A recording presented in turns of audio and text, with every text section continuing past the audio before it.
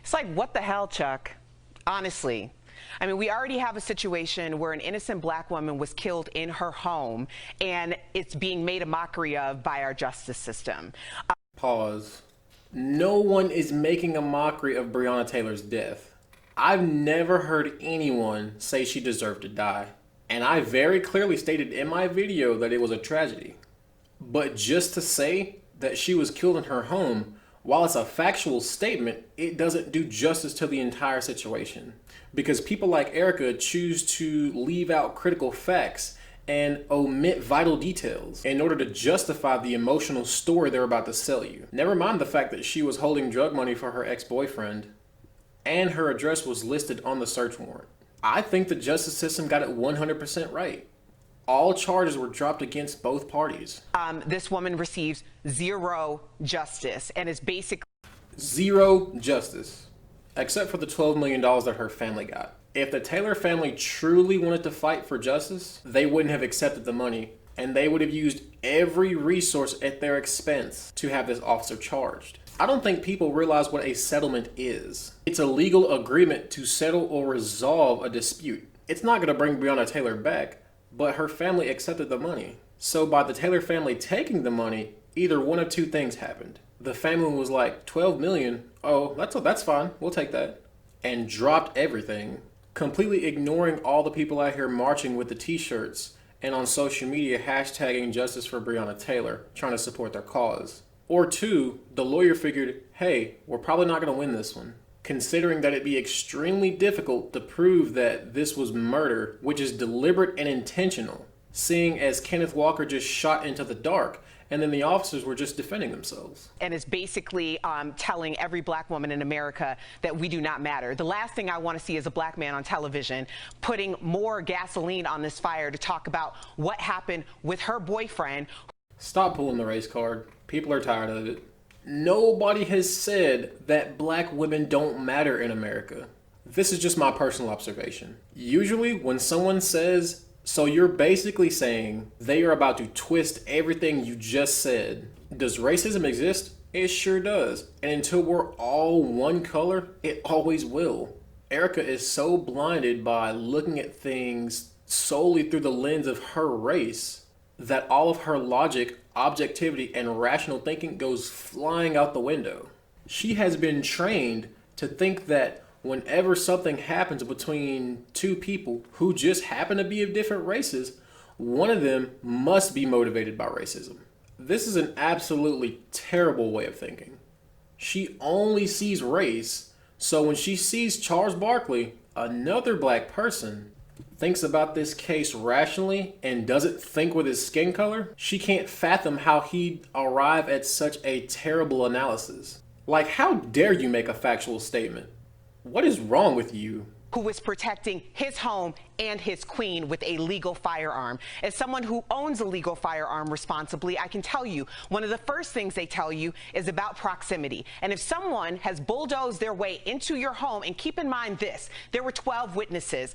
11 of them said they never heard the police announce themselves. Only Kenneth Walker acted 100% in self-defense. I am pro Second Amendment, so I am all for anyone defending their homes. Stating that no one heard any knocking is simply not true. I disproved this in my last video on this topic. When I cross-analyzed the testimonies of both Officer Mattingly and Kenneth Walker themselves. The link to that video will be down below. I think Erica should take a look at it. So let's just think for a second. Let's walk through this. Let's go with the claim that there was no knocking and police just knocked the door off the hinges with the battering ram. Assuming that they were asleep, you're saying that Kenneth and Breonna had time to wake up, put on clothes, and then Kenneth had time to go and grab his gun and prepare. The key word here is prepare. That means you're anticipating something. If so, that's one highly improbable coincidence. Something prompted Kenneth to get out of bed and go grab his gun. If you're going to tell me that there was no knocking, then you also have to explain to me what prompted Kenneth to get up and go to the door in the first place. Both him and Breonna started walking down the hallway, and then Breonna, she's screaming at the top of her lungs, "Who is it?" when the door comes flying off its hinges. There was no knocking, But Kenneth Walker himself stated that Breonna was screaming at the top of her lungs asking who was there. Do you see how these two things are mutually exclusive?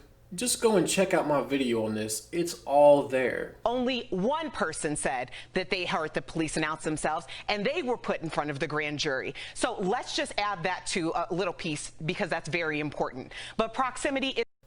It's funny how she wants to add very little important details, but only the ones that complement her emotional rant. Officer Mattingly and Kenneth Walker both confirmed that there was knocking in their statements. It's extremely important when we're having this conversation because if you want to bring up the fact that Kenneth Walker shot at the police, then you also have to bring up the fact that they were living in an apartment where 10 feet to someone commandeering you and your gun goes like that. So he did the exact right thing to do. So for you to bring that up in this conversation is super irresponsible, and I am very disappointed. I agree. Kenneth Walker had every right to defend himself and his woman. So for you to bring that up in this conversation is super irresponsible. How is it irresponsible to state a fact?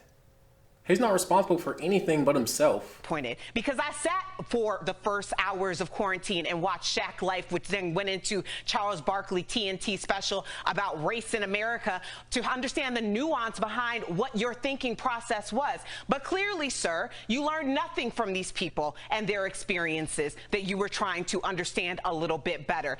If I were you, I would have taken either a moment of silence to not further insult them and diminish the name of Breonna Taylor and this entire case, which has already been completely insulted and diminished. I would have... So by insulting and diminishing, I think she means picking apart the narrative and looking at the facts and the details of the case. And I can tell she hasn't read any of the 39-page report on this, because if she did, she wouldn't be speaking like she is on this topic. Also, notice her mannerism and her tone. I can tell she's passionate about what she's speaking about. But just because you're upset doesn't make you right, nor does it make your argument any more logical. Taken a page from your colleague, Kenny Smith, and stood with the moment, not take something and twist the moment into something that it shouldn't be, because at this point, it's very hurtful, and it really reads very OJ, I'm not black, I'm OJ Simpson. I think she's under the false belief that black people are supposed to have this one uniform thought when it comes to certain issues. I experience this firsthand almost every single day in my comment sections.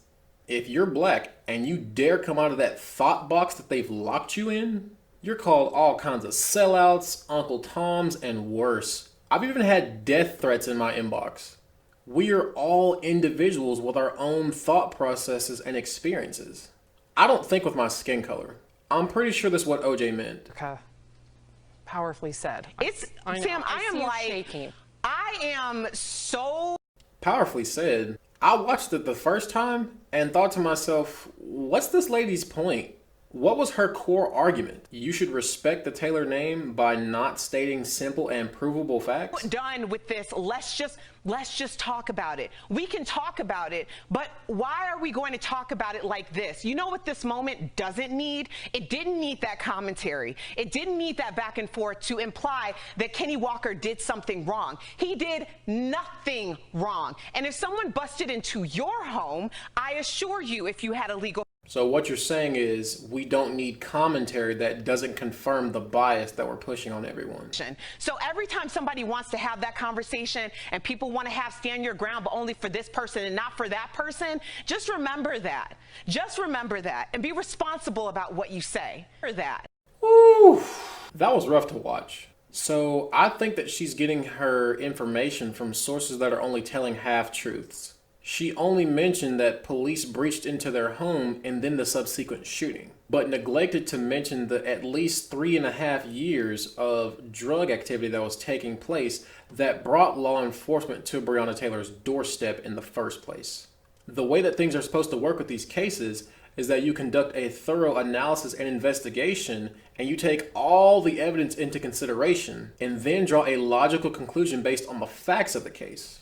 It's evident to me with this emotional rant that Erica has done the exact opposite. She's drawn the conclusion that this was a blatant act of racism, then probably did little to no research, and only paid attention to the facts that support that conclusion, her truth. That's called confirmation bias. That's an error in perception. Guys, this was my first reaction video, so let me know below what you guys think.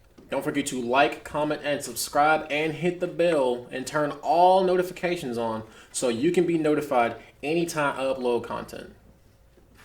Wolf out.